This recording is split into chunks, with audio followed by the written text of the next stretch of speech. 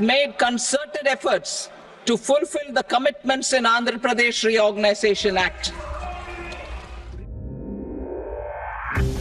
3 to 7 lakh rupees, 5%. 7 to 10 lakh rupees, 10%. 10 to 12 lakh rupees, 15%. Within a salary of 1 lakh rupee per month will be counted. பிரதமர் நரேந்திர மோடி தலைமையிலான தேசிய ஜனநாயக கூட்டணி அரசின் 2024-25 நிதி ஆண்டுக்கான முழுமையான பட்ஜெட்டை மத்திய நிதியமைச்சர் நிர்மலா சீதாராமன் இன்று தாக்கல் செய்தார். இதில் கூட்டணியில் அங்கம் வகிக்கும் தெலுங்கு தேசம் கட்சி, ஐக்கிய ஜனதா தளம் கட்சிகள் ஆட்சியில் உள்ள பீகார் மற்றும் ஆந்திர பிரதேசத்திற்கு பல ஆயிரம் கோடி ரூபாய் மதிப்பில் பல்வேறு திட்டங்கள் அறிவிக்கப்பட்டுள்ளன. To fulfill the commitments in Andhra Pradesh Reorganization Act. Recognizing தனிநபர் வருமான வரியை பொறுத்தவரை புதிய வருமான வரி திட்டத்தில் உள்ளவர்களுக்கு சலுகைகள் அறிவிக்கப்பட்டுள்ளன. பழைய வருமான வரியை பின்பற்றுபவர்களுக்கு எவ்வித சலுகைகளும் அறிவிக்கப்படவில்லை.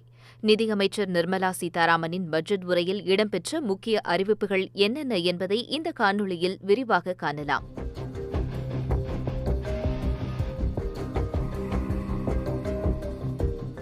2024-25 நிதியாண்டுக்கான பட்ஜெட்டை மக்களவையில் இன்று தாக்கல் செய்த நிதியமைச்சர் நிர்மலா சீதாராமன் 9 விஷயங்களுக்கு முக்கியத்துவம் கொடுத்து இந்த பட்ஜெட் தயாரிக்கப்பட்டிருப்பதாக தனது உரையில் குறிப்பிட்டார். அவை என்னென்ன என்பதை விவரித்தார். விவசாயத்தில் உற்பத்தி திறன் மற்றும் மீட்சி, வேலைவாய்ப்பு மற்றும் திறன் மேம்பாடு, மனிதவள மேம்பாடு மற்றும் சமூக நீதி, உற்பத்தி மற்றும் சேவைகள், நகர்ப்புற வளர்ச்சி, ஆற்றல் பாதுகாப்பு, உள்கட்டமைப்பு, கண்டுபிடிப்பு, ஆராய்ச்சி மற்றும் மேம்பாடு, அடுத்த தலைமுறை சீர்திருத்தங்கள் ஆகியவையே இந்த அம்சங்கள் என அவர் குறிப்பிட்டார். அடுத்த சில ஆண்டுகளில் 1 கோடி விவசாயிகள் இயற்கை விவசாயத்தில் ஈடுபடுவார்கள் என்று தெரிவித்த நிர்மலா சீதாராமன், கூட்டுறவுத்துறையின் முறையான, ஒழுங்கான மேம்பாட்டிற்கான தேசிய கூட்டுறவு கொள்கையை அரசாங்கம் வெளியிடும் எனவும் தெரிவித்தார். வேலைவாய்ப்பு மற்றும் திறன் மேம்பாடு துறை சார்ந்து சில முக்கிய திட்டங்களை மத்திய அரசு அறிவித்துள்ளது. நிறுவனங்கள் வேலைக்கு புதிய ஆட்களை எடுப்பதை ஊக்குவிக்கும் நோக்கோடு திட்டங்கள் அறிவிக்கப்பட்டுள்ளன.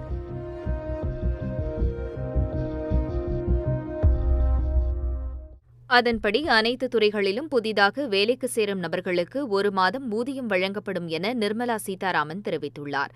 ஆனால் அதற்கு சில நிபந்தனைகளும் உள்ளன. இந்த திட்டத்திற்கு தகுதி பெற மாத வருமானம் 1 லட்சத்திற்குள் இருக்க வேண்டும். அதிகபட்சமாக மத்திய அரசு 15,000 ரூபாய் வழங்கும்.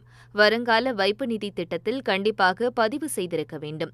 PF பதிவு செய்யும் நபர்களுக்கு இந்த தொகை 15,000 வரை 3 தவணைகளாக வழங்கப்படும்.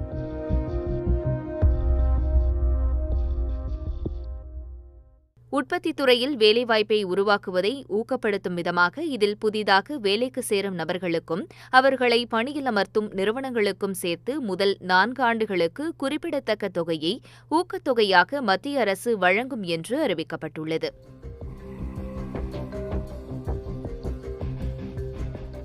நிறுவனங்கள் ஒவ்வொரு ஆண்டும் கூடுதலாக ஊழியர்களை வேலைக்கு எடுக்கும்போது அந்த ஊழியர்களுக்கு நிறுவனங்கள் செலுத்த வேண்டிய PF பங்களிப்புக்கு மாதம் 3,000 வீதம் 2 ஆண்டுகளுக்கு அரசு வழங்கும். அதாவது நிறுவனங்கள் ஊழியர்களுக்கு தமது PF பங்கை செலுத்திவிட்டு அரசிடம் திரும்ப பெற்றுக் கொள்ளலாம். எனினும் இந்த ஊழியர்களுக்கான ஊதியம் மாதத்திற்கு 1 லட்சத்துக்கு மிகாமல் இருக்க வேண்டும். நிறுவனங்கள் கூடுதலாக ஊழியர்களை வேலைக்கு எடுப்பதை ஊக்குவிக்கும் விதமாக இந்த திட்டம் முன்னெடுக்கப்பட்டுள்ளது. All additional employment within a salary of 1 lakh rupee per month will be counted. The government will reimburse to employers up to 3,000 rupees per month for 2 years towards the EPFO contribution for each additional employee. திறன் மேம்பாட்டுக்கு 1000 தொழிற்பயிற்சி நிறுவனங்களை அடுத்த 5 ஆண்டுகளுக்கு மேம்படுத்த நடவடிக்கை எடுக்கப்படும்.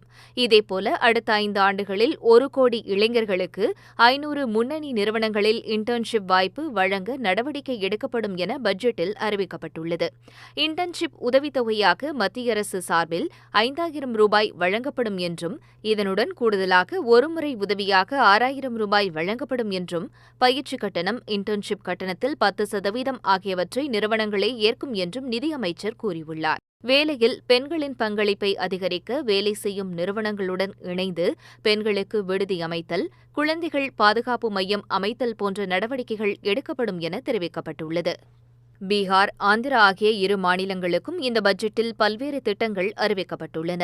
பீகாரில் சாலைகளின் கட்டமைப்பிற்காக 26,000 கோடி ரூபாய், வெள்ளத்தடுப்பு நடவடிக்கைக்காக 11,500 கோடி ரூபாய் ஒதுக்கீடு செய்யப்படும் என தெரிவித்த நிர்மலா சீதாராமன், 21,400 கோடி ரூபாய் மதிப்பில் மின்சார திட்டங்கள் செயல்படுத்தப்படும் என்றும் அறிவித்தார். மேலும் கயாவில் தொழில்துறை வளர்ச்சிக்கு மத்திய அரசு உதவும் என்றும், இது இந்தியாவின் கிழக்கு பிராந்தியத்தின் வளர்ச்சிக்கு ஊக்கமளிக்கும் என்றும் நிதியமைச்சர் குறிப்பிட்டார். ஆந்திர பிரதேசம் மறுசீரமைப்பு சட்டம் தொடர்பான வாக்குறுதிகளை நிறைவேற்ற மத்திய அரசு தீவிர முயற்சிகளை எடுத்து வருவதாக தனது உரையில் குறிப்பிட்ட நிர்மலா சீதாராமன், ஆந்திர தலைநகர் வளர்ச்சிக்கு சிறப்பு நிதி உதவிகள் வழங்கப்படும், நடப்பு நிதியாண்டில் மட்டும் 15,000 கோடி ரூபாய் ஒதுக்கப்படும் என்றார். Recognizing the state's need for a capital, we will facilitate special financial support through multilateral development agencies. Polavaram பாசன திட்டத்தை விரைவாக நிறைவேற்றவும் நிதி வழங்கவும் மத்திய அரசு உதவும் என்று கூறிய நிர்மலா சீதாராமன், விசாகப்பட்டினம் சென்னை இடையேயான தொழில்துறை மேம்பாட்டு வழித்தடம், சென்னை ஹைதராபாத் இடையேயான தொழில்துறை மேம்பாட்டு வழித்தடம் ஆகியவற்றின் முதலீடுக்கு கூடுதல் நிதியை வழங்குவதாக அறிவித்தார். ராயலசீமா, பிரகாசம், வடக்கு கடற்கரையோர ஆந்திரா ஆகிய பின்தங்கிய பகுதிகளுக்கு மானியம் வழங்கப்படும் என்றும் அவர் அறிவித்தார். மத்திய பட்ஜெட்டில் முக்கியத்துவம் அளிக்கப்பட்டுள்ள பீகார், ஆந்திரா ஆகிய மாநிலங்களில் பாஜக தலைமையிலான தேசிய ஜனநாயக கூட்டணி ஆட்சியில் இடம்பெற்றுள்ள ஐக்கிய ஜனதா தளம், தெலுங்கு தேசம் ஆகியவை ஆட்சியில் உள்ளது குறிப்பிடத்தக்கது. என்டிஏ கூட்டணியில் இரண்டாவது பெரிய கட்சியான ஐக்கிய ஜனதா தளம் பல ஆண்டுகளாகவே பீகாருக்கு சிறப்பு அந்தஸ்து கோரி வருகிறது. மோடி தலைமையிலான கூட்டணி ஆட்சி அமைந்த பிறகு நடைபெற்ற ஐக்கிய ஜனதா தளம் கட்சியின் தேசிய செயற்குழுவில் பீகாருக்கு சிறப்பு அந்தஸ்து அல்லது சிறப்பு தொகுப்பு வழங்க வேண்டும் என தீர்மானமும் நிறைவேற்றப்பட்டது. மேலும் அடுத்த ஆண்டு பீகாரில் தேர்தல் நடைபெறவுள்ள நிலையில் இந்த அறிவிப்புகள் முக்கியத்துவம் வாய்ந்ததாக பார்க்கப்படுகிறது. அதிக முத்திரை கட்டணம், அதாவது ஸ்டாம்ப் டியூட்டி வசூலிக்கும் மாநிலங்கள் அவற்றை அனைவருக்கும் மிதமான கட்டணங்களாக குறைக்க வேண்டும், பெண்கள் வாங்கும் சொத்துக்களுக்கான வரிகளை குறைக்க வேண்டும் என எதிர்பார்ப்பதாகவும் நிர்மலா சீதாராமன் கூறியுள்ளார். தங்கம் மற்றும் வெள்ளிக்கட்டிகளுக்கான சுங்கவரி 15% இருந்து 6% குறைக்கப்பட்டுள்ளது. புற்றுநோய் மருந்துகளுக்கான சுங்கவரி 10% இருந்து 0% செல்போன்கள், அதற்கான சார்ஜர்கள் போன்றவற்றிற்கான சுங்கவரியும் 20% இருந்து 15% குறைக்கப்பட்டுள்ளது. தனிநபர் வருமான வரியை பொறுத்தவரை புதிய வருமான வரி திட்டத்தை பின்பற்றுபவர்களுக்கு சலுகைகள் அறிவிக்கப்பட்டுள்ளன.